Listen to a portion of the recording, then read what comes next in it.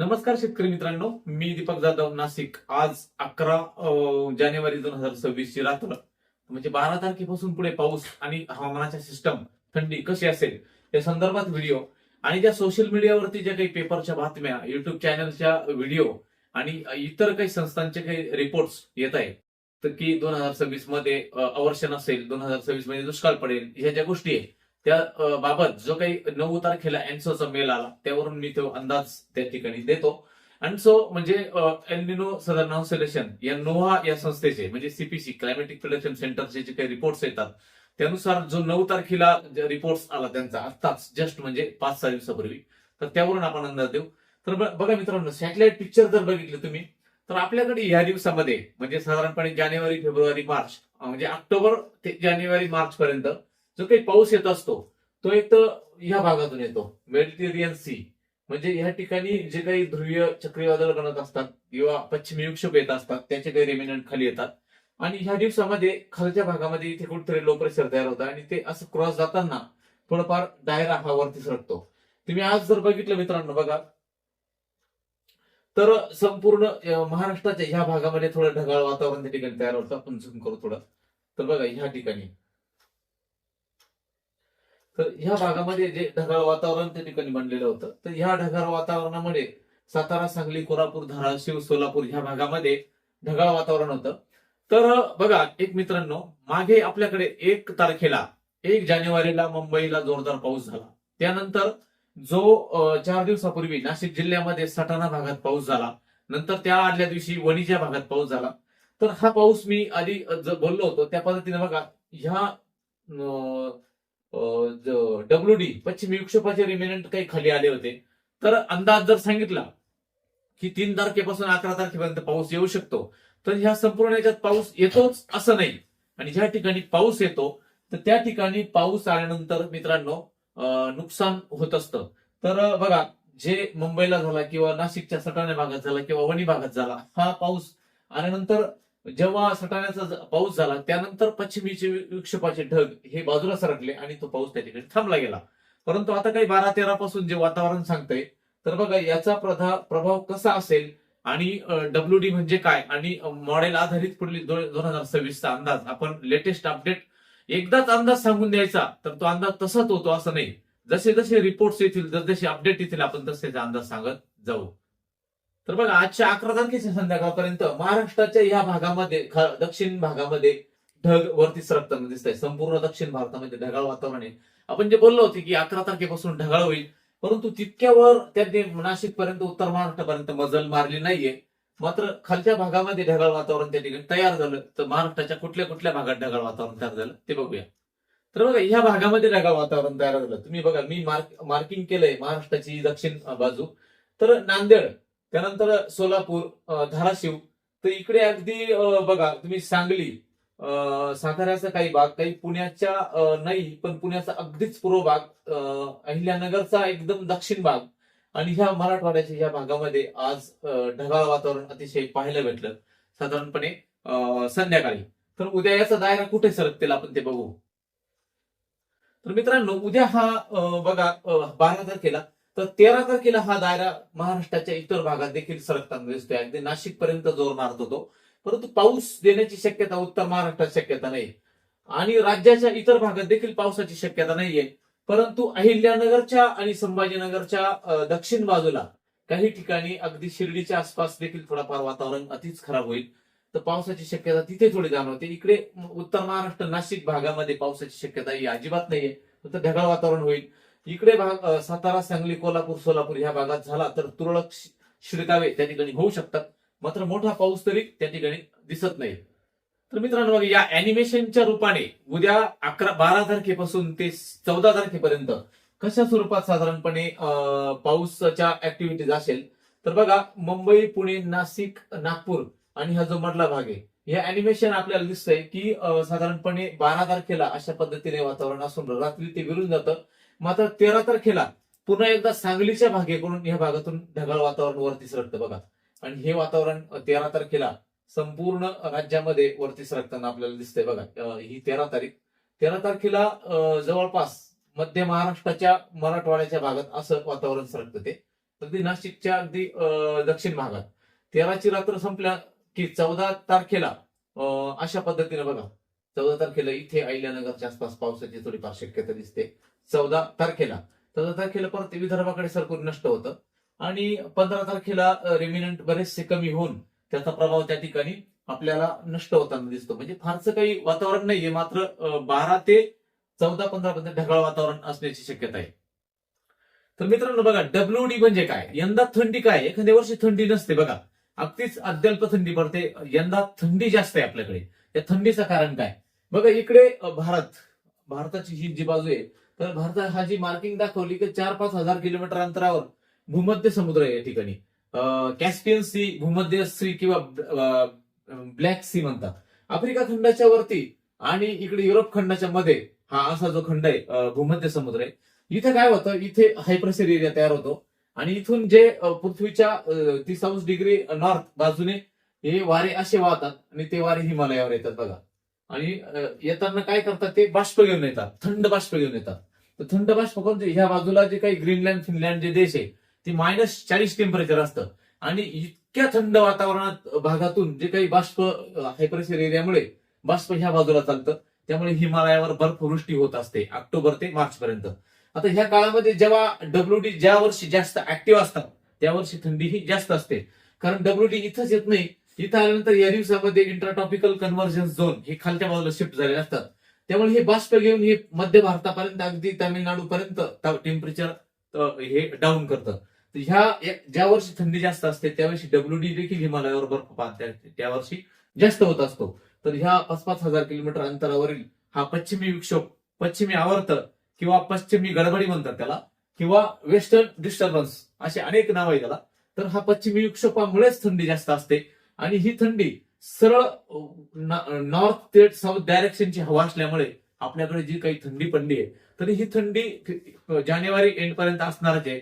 अगदी 15 फेब्रुवारी पर्यंत देखील चांगली थंडी असणार आहे. त्यामुळे कांद्यांना अतिशय पोषक वातावरण आहे मित्रांनो हे. आणि बघा, जेमतेम थंडी ही होळीपर्यंत म्हणजे शिमग्यापर्यंत, होळीपर्यंत थंडी असण्याची शक्यता आहे थोड्याफार प्रमाणात, लक्षात घ्या. म्हणून त्या लेट कांद्याला अतिशय उत्कृष्ट वातावरण त्या ठिकाणी राहणार आहे. 15 फेब्रुवारी नंतर तापमान जरी वाढताना दिसतं, परंतु रात्रीची थंडी ही शिमग्यापर्यंत म्हणजे होळीपर्यंत राहण्याची शक्यता आहे. तर मित्रांनो, तुम्ही सोशल मीडियावरती, युट्यूब चॅनलवरती, बऱ्याच वृत्तपत्रांवरती, न्यूज चॅनलवरती एल निनो आणि ला निना सतत ऐकत असतात. आता सर्वसामान्य शेतकरी मला विचारतात की हा एल निनो ला निना काय नेमका, मला काही समजत नाही. तर बघा, सर्वसामान्य शेतकऱ्याला समजेल अशा सोप्या भाषेत आपण ते टेक्निकली नॉलेज त्या ठिकाणी सांगतो. आता मी ज्या बऱ्याच कॉलेजच्या सेशनमध्ये देखील गेलो जॉग्राफी डिपार्टमेंटला, तर त्या विद्यार्थ्यांना सांगताना इतकी अवघड भाषा आपण या ठिकाणी वापरणार नाही आता. तर या ठिकाणी सर्वसामान्य शेतकऱ्याला समजेल असं एल निनो आणि ला निना. आता एल निनो आणि ला निना हे स्पॅनिश भाषेत एक शब्द आहे, म्हणजे 25 डिसेंबरच्या आसपास तयार होणारे, म्हणजे ख्रिसमस नाताळच्या आसपास तयार होणारा हा एक फेनॉमेना असतो, हा पॅसिफिक ओशन मध्ये. आता जर बघितलं तर हा संपूर्ण जगाचा नकाशा आहे मित्रांनो. इकडे आफ्रिका खंड, इथे भारत, इथे हिंदी महासागर, इथे अरबी समुद्र, इथे बंगालचा उपसागर, इथं ग्रीनलँड हे देश आहे, इथे फिलिपाईन्स, त्यानंतर या ठिकाणी जावा सुमात्रा बेट, ही ऑस्ट्रेलिया, आणि हा सगळ्यात मोठा प्रशांत महासागर बघा, सगळ्यात मोठा, जगातील सगळे देश बसतील इतका मोठा महासागर आहे. आणि त्याच्या इकडे दक्षिण उत्तर अमेरिका आणि इकडे दक्षिण अमेरिका. तर मित्रांनो, आता एल निनो आणि ला निना म्हणजे काय समजून घ्या, एकदम सोप्या भाषेत तुम्हाला समजेल.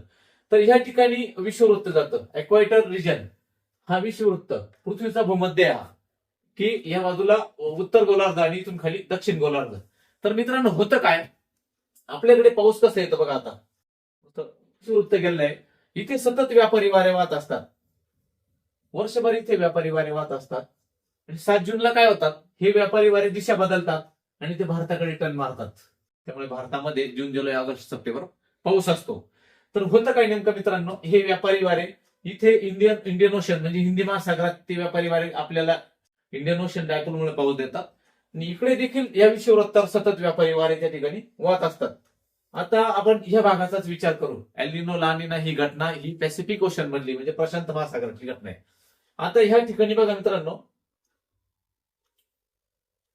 तर हा जो विषुववृत्त आहे यात 3.4 एक रिजन म्हटलं गेला, 3.4. आता मेट्रोलॉजीच्या भाषेमध्ये याला 3.4 हे नाव दिलेलं आहे. तर बघा, ही दिशा जर पाहिली तुम्ही, आता नकाशाची दिशा तुम्हालाही समजते. ही दिशा आहे पश्चिम, ही दिशा पश्चिम दिशा, आणि ही पूर्व दिशा. बघा आता होतं काय, कधी कधी ट्रेडविंड कशी वाहते, जे वॉकर सर्क्युलेशन आहे, ट्रेडविंड बघा, ट्रेडविंड व्यापारी वारे हे ह्या दिशेला वाहतात, सतत विषुववृत्तावर वाहत असतात व्यापारी वारे. तर होतं काय, कधी कधी असं होतं की ह्या ठिकाणी बघा, तर ह्या ठिकाणी गरम पाणी तयार होतं. कधी कधी इथे जर गरम पाणी तयार झालं तर ट्रेडविंड ही सर्क्युलेशन, वॉकर सर्क्युलेशन असं फिरतं, त्यामुळे इथं थंड पाणी तयार होतं. आणि इथं थंड पाणी तयार झाल्यामुळे होतं काय मित्रांनो, की एल निनोचा प्रभाव होतो. एल निनोचा प्रभाव लक्षात घ्या. ह्या ठिकाणी जे काही विषुववृत्त गेलंय, इथं थंड पाणी आणि इथे गरम पाणी, असं झाल्यानंतर काय होतं, इथं थंड पाणी असल्यामुळे इथे लो प्रेशर तयार होती नाही. यंदा जे 28-30 लो प्रेशर आले बंगालच्या उपसागरामध्ये, तर इथे लो प्रेशर तयार न झाल्यामुळे आपल्याकडे त्याचा परिणाम हा पावसावर होतो, पाऊस कमी होतो. तर यंदा कशी कंडिशन राहणार आहे पुढल्या भागामध्ये, आणि ह्या भागात जर गरम पाणी, इकडे गार पाणी आणि इकडे जर गरम पाणी झालं, म्हणजे साधारणपणे गार गरम म्हणण्यापेक्षा इथे जर 28°C तापमान असेल आणि जर 29°C तापमान असेल, तर ट्रेडविंड ही ह्या बाजूला वाहते आणि जिथे थोडंसं 1 अंशाने फरक आहे, त्यामुळे या ठिकाणी काय होतं, इथे लो प्रेशर तयार होतात आणि सगळे डिप्रेशन भारताकडे येतात. परंतु इथे जर थंड पाणी असेल तर इथे लो प्रेशर तयार होत नाही, मात्र इथे गरम पाणी असल्यामुळे अमेरिकेत जास्त पाऊस होतो.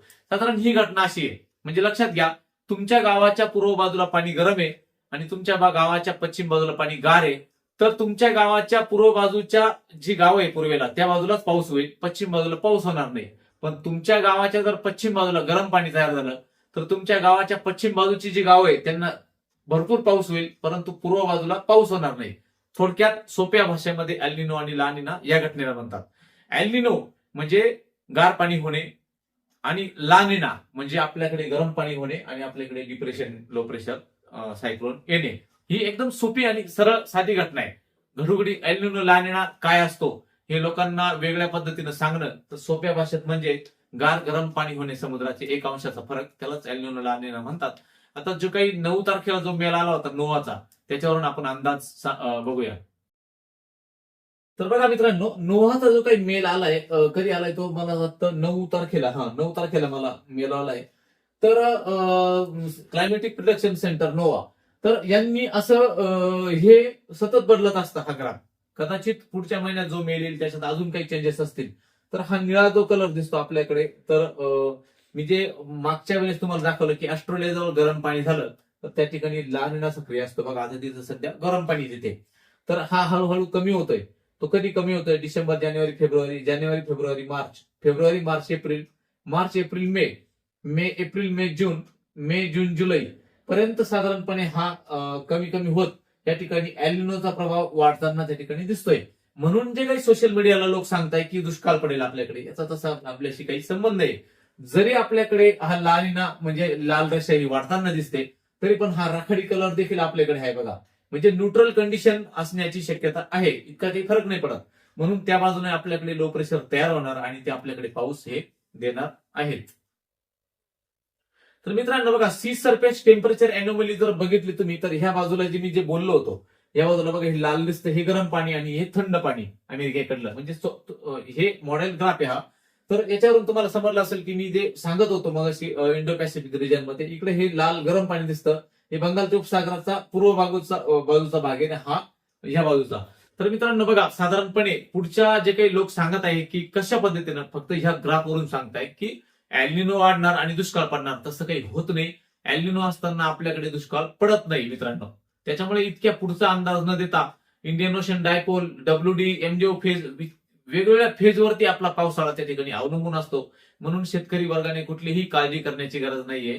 कारण लँडसेट अहवालामध्ये वर्ल्ड मेट्रोलॉजिकल डिपार्टमेंटनं सांगितलं होतं की पुढची 25 वर्ष ही खूप पावसाची असणार आहे. कारण एक एक वर्ष तापमान वाढत चाललंय आणि तापमान वाढल्यामुळे कुठेही लो प्रेशर तयार होतं आणि खूप पाऊस पडतो. जरीही ला निनाचा प्रभाव पुढल्या वर्षी एल निनोचा प्रभाव असला तर फार तर फार थोडासा पाऊस कमी होईल, मात्र पाऊस हा जे चांगल्या पद्धतीचा होईल. लक्षात घ्या, जो काही एक्स्ट्रीम पाऊस झाला, रेन झाला, तो आपल्याकडे न होता तो मीडियम स्वरूपाचा जरी झाला तरी आपल्याला ते चांगलं आहे आपल्या शेती करता. म्हणून कुणी घाबरून जाण्याचं काही कारण नाहीये. आणि बघा, उद्या पासून 12 तारखेपासून महाराष्ट्राच्या दक्षिण भागातून ढगाळ वातावरण सुरू होईल. 12, 13, 14 या 3 दिवस ढगाळ वातावरण राहील. तसं नाशिककडे, उत्तर महाराष्ट्राकडे आजचं काही ढगाळ वातावरण नव्हतं, मात्र सांगलीच्या भागातून ढगाळ व्हायला सुरुवात झाली. उद्या थोडं थोडं वरती सरकेल, परवा अजून वरती सरकेल. मात्र पावसाच्या शक्यता ह्या उत्तर महाराष्ट्राकडे, नाशिककडे नाहीये, खालच्याच भागात थोड्याफार त्या दिसताय. हा अंदाज सगळ्यांनी लक्षात घ्यायचा आहे. आणि बघा, जसे जसे मित्रांनो याचे मेल येतील, नोवाचे, सीपीसीचे, बीओएमचे किंवा इतर काही संस्थांचे, तसं आपण अंदाज देण्याचा प्रयत्न करतो. त्यामुळे जे काही सोशल मीडियावरचे काही बातम्या येतात किंवा व्हिडिओ येतात त्याच्यावर घाबरून न जाता आपण जे काही मॉडेल सांगतील त्या पद्धतीने अंदाज देण्याचा प्रयत्न करू. त्यामुळे कुणीही घाबरण्याचं काही कारण नाहीये आणि इतका पुढचा अंदाज त्याचा विचार करण्याची गरज नाहीये. हा अंदाज सगळ्यांनी लक्षात घ्या. धन्यवाद.